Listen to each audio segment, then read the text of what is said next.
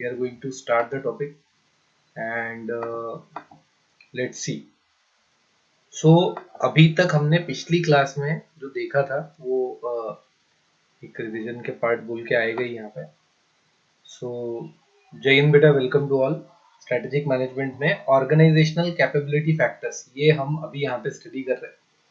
Organisational capability factors में हमारा जो मेन एजेंडा है पढ़ने का वो क्या है वो हम थोड़ा सा बाद में देखते हैं. सबसे पहले हम ये देख लेते हैं कि हमको इसमें से क्या क्या चीजें हमने की है अभी तक. तो कॉन्सेप्ट ऑफ एनवायरनमेंट देखा था हमने, environment of organization, characteristics, VUCA world, internal environment, external environment, general और रिलेवेंट एनवायरनमेंट. और जनरल रिलेवेंट का हमने डायग्राम भी देखा था. वुका का फुल फॉर्म भूलेगा कोई? Volatility, uncertainty, complexity, ambiguity. Okay, very good. Then environmental कौन था? ये कौन था?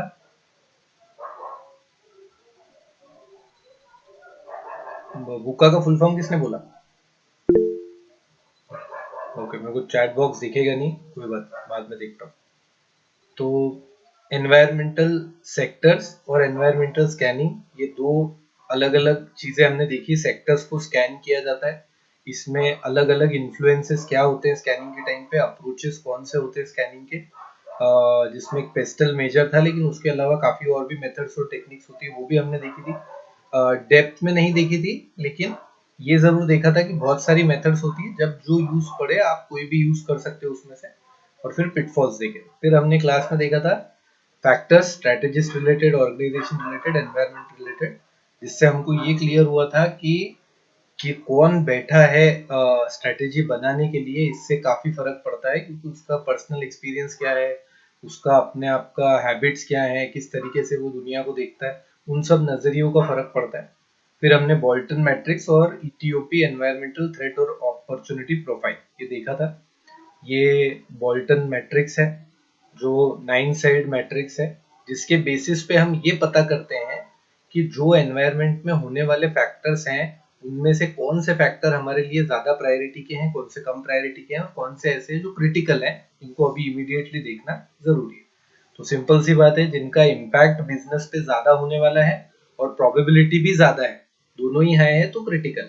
ठीक है, ये बोल्टन मैट्रिक्स थी. एनवायरमेंटल थ्रेट और अपॉर्चुनिटी प्रोफाइल, हमको कुछ इस तरीके से थ्रेट और अपॉर्चुनिटी की प्रोफाइल बनानी होती है. जब भी हम इसको लिखेंगे तब उसके एक्सप्लेनेशन में थोड़े से डिटेल भी लिखेंगे, और कैसे हमने स्टडी किया वो भी थोड़ा सा लिखते हैं. फिर यूनिट 4 में हम यहाँ तक एक्सटर्नल एनवायरनमेंट चल रहा था, फिर इंटरनल एनवायरनमेंट पे आ गए थे. इंटरनल एनवायरनमेंट पे ऑर्गेनाइजेशनल अप्रेजल देखा हमने, क्या जरूरत है उसकी और फैक्टर्स कौन से हैं जो उसको अफेक्ट करते हैं.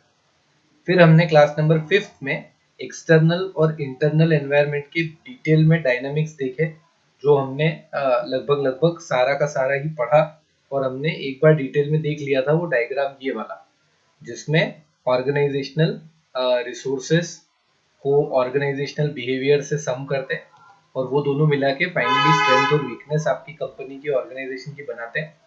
देन सिनर्जिक इफेक्ट उसका क्या होता है, कॉम्पिटेंसीज में कैसे कन्वर्ट होता है, और कॉम्पिटेंसी से फिर आगे ऑर्गेनाइजेशनल कैपेबिलिटी, और देन फाइनली स्ट्रेटेजिक एडवांटेज से होते हुए सस्टेनेबल स्ट्रेटेजिक एडवांटेज.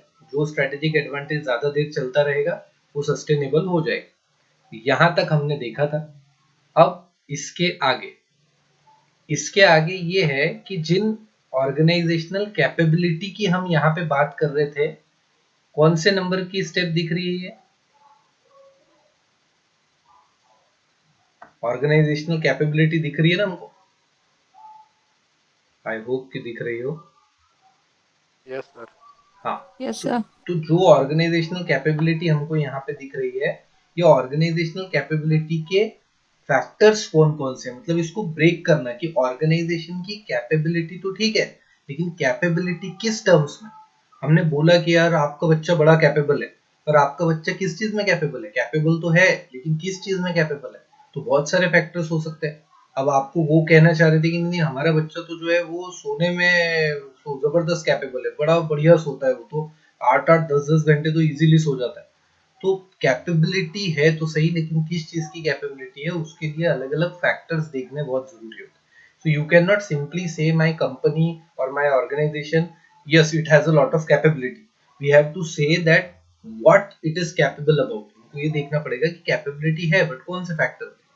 तो strategic strengths and weaknesses existing in different functional areas, strength और weaknesses जो कि अलग अलग functional areas में होते हैं। functional areas कौन से होते हैं organization में,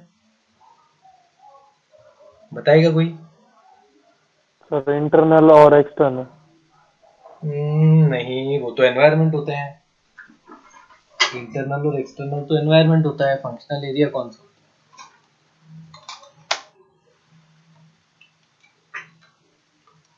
फंक्शनल एरिया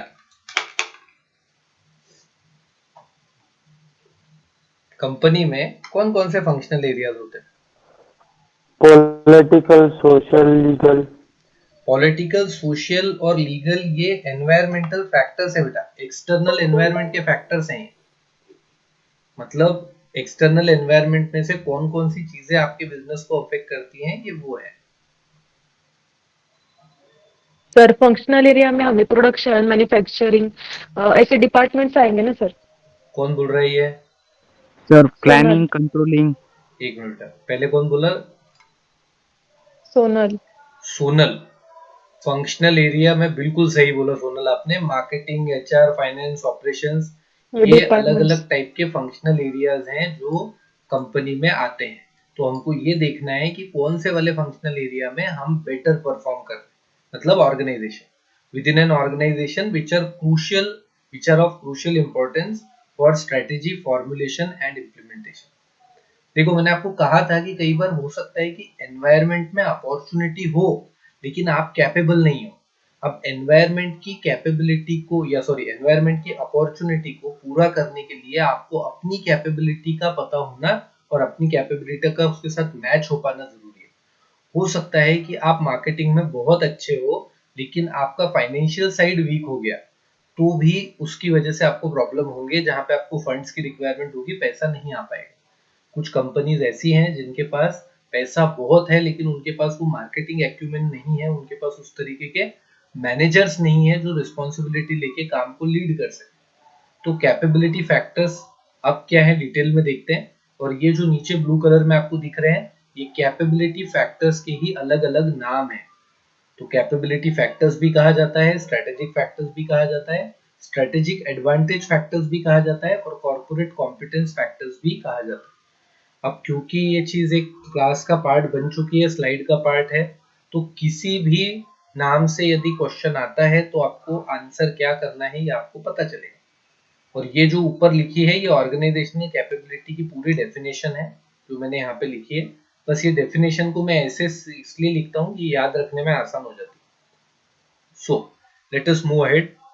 फंक्शनल एरियाज कौन कौन से हैं? फाइनेंस, मार्केटिंग, ऑपरेशंस, पर्सनल यानी कि एचआर और इंफॉर्मेशन भी आजकल एक इम्पॉर्टेंट फंक्शनल पैरामीटर हो गया है, और जनरल मैनेजमेंट। ये जो हमारे पास पैरामीटर्स हमने निकाले हैं ये 6 फंक्शनल एरियाज हैं, इससे ज्यादा भी होते हैं कुछ कुछ कंपनीज में, हम यहाँ पे 6 देख रहे हैं। फाइनेंस वाला फाइनेंशियल कैपेबिलिटी, मार्केटिंग का कैपेबिलिटी, ऑपरेशनल उससे रिलेटेड कैपेबिलिटी है। तो हम इसको अभी देखने वाले शॉर्ट में कि क्या है ये एग्जैक्टली है क्या। फाइनेंशियल कैपेबिलिटी, फाइनेंशियल कैपेबिलिटी में अब देखो ये वाला एक क्वेश्चन था कि ईबीआईटीडीए क्या होता है। तो हमको अब ये पता है कि earning before interest, tax, depreciation and A क्या होता है?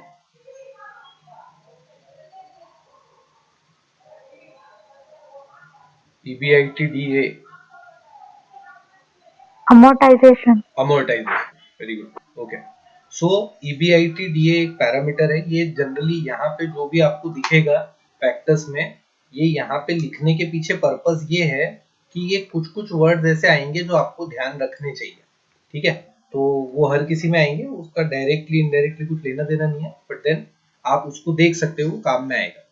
फाइनेंशियल कैपेबिलिटी होती क्या है? हमारा आंसर यहाँ पे फाइनेंशियल कैपेबिलिटी वो होती है जो रिलेट करती है availability, usages and management of fund. मतलब जब जरूरत हो तब अवेलेबल कराए, उसको ठीक से यूज कर पाए और उसको उसके बाद यूज में लाने के बाद पैसे को प्रॉपरली मैनेज कर सके, फंड्स।